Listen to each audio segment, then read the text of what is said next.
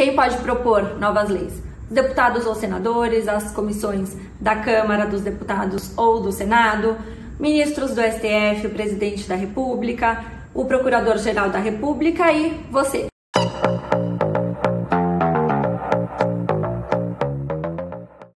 O Brasil tem mais de 200 milhões de pessoas. Imagina se todo mundo resolvesse fazer o que quisesse sem respeitar os limites do outro.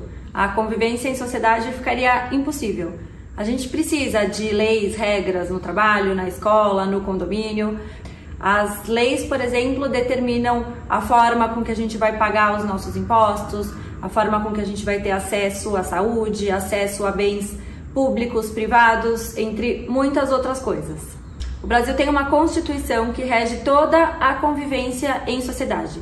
Essa Constituição foi criada em 1988 e é a lei maior do nosso país. Ela que determina todas as competências do Estado. Mas apesar da gente ter uma Constituição, o país se transforma a todo momento, as pessoas também se transformam, criam novas necessidades e aí também aparece a necessidade de se criar novas leis. As leis elas podem ser criadas em nível federal, estadual e municipal. As leis federais elas têm origem no Senado e Câmara. As leis estaduais nas assembleias estaduais e as leis municipais têm origem na Câmara dos Vereadores. Apesar de cada município, cada estado ter os seus próprios governantes, ter as suas leis particulares, elas nunca podem ultrapassar os limites da Constituição. E quem pode propor novas leis? Os deputados ou senadores, as comissões da Câmara dos Deputados ou do Senado, ministros do STF, o presidente da República, o procurador-geral da República e você. Falando especificamente das leis federais, o texto, a sugestão do projeto de lei, ele é encaminhado para a Câmara ou para o Senado para ser analisado pelas comissões temáticas, que são aquelas que mais entendem daquele assunto tratado naquela sugestão, naquele texto. As comissões temáticas, elas têm competência para analisar aquele projeto de lei. Além das comissões temáticas, obrigatoriamente todo projeto de lei tem que passar pela Comissão de Constituição e Justiça, que vai garantir que aquele projeto de lei esteja de acordo com a Constituição Federal.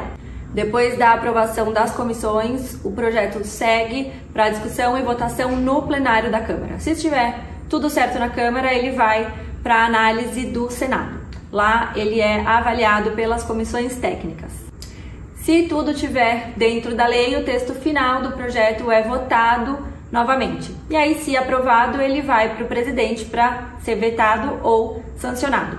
Se for sancionado, o Poder Executivo se prepara para colocar esses programas de governo em prática. E esse projeto de lei, essa nova legislação é divulgada no Diário Oficial da União para que entre em vigor e todos fiquem sabendo dessa nova legislação. Eu falei no começo do vídeo que você pode propor projeto de lei. Vamos falar sobre isso. Nós vivemos em uma democracia. Isso quer dizer que nós, cidadãos, podemos participar dos processos de decisão. E uma das formas dessa participação é propondo projeto de lei. Então, vamos supor que eu tenho uma ideia muito boa e eu pesquisei e vi que nenhum parlamentar propôs ainda esse projeto de lei. O que eu posso fazer para que ele seja avaliado, analisado? Posso mapear os parlamentares existentes, ver qual deles que pode ter mais interesse nessa causa que eu estou propondo e conversar com ele, apresentar a minha ideia. Se ele gostar da ideia, abraçar o projeto, ele escreve o texto do projeto de lei e aí esse projeto de lei segue todo esse processo que eu acabei de contar aqui. Agora, se nenhum parlamentar abraçar a minha causa, abraçar a minha ideia, ainda tem mais duas formas de eu conseguir tentar fazer com que essa minha ideia vire lei. Uma é pela Comissão de Legislação Participativa. Uma entidade da sociedade civil pode apresentar a sua sugestão de projeto de lei para a comissão e isso pode ser feito por e-mail ou pessoalmente na comissão que fica em Brasília. Lá os deputados e os servidores da Câmara fazem uma análise técnica daquela sugestão e se for aprovada ela vira um texto de projeto de lei, vai para a Câmara, para o Senado e passa por todo aquele processo. Uma outra forma da sociedade propor um projeto de lei é por meio da iniciativa popular. Mas o texto da proposta não pode nem sequer ser revisado pelo Congresso se não tiver a adesão de 1% do eleitorado, que hoje dá mais ou menos 1,5 milhão de pessoas. É muita gente. E além disso, precisa também ter a adesão de 0,3% do eleitorado de pelo menos 5 estados da federação. Não é à toa que só 4 projetos de iniciativa popular foram aprovados desde 1988 no país. Mas se você tiver a adesão dessas pessoas na sua ideia, no seu projeto de lei, ele segue para aprovação direto no Congresso.